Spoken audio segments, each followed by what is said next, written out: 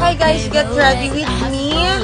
Ngayon, dahil wala lang, mag-makeup ako kasi tapos na akong pumasok.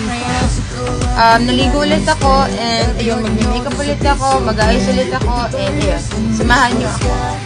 Sorry guys kung maingay yung background kasi wala ako sa mansion guys. Nasa dorm ako kasi nga pumasok ako.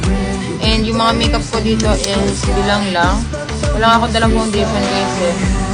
Concealer lang guys. Kasi gusto ko pagka papasok ako, sobrang light lang ng makeup ko.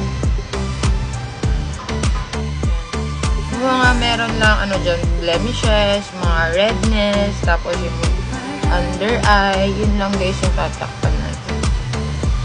Para skin-like pa din yung finish na at hindi halatang makeup.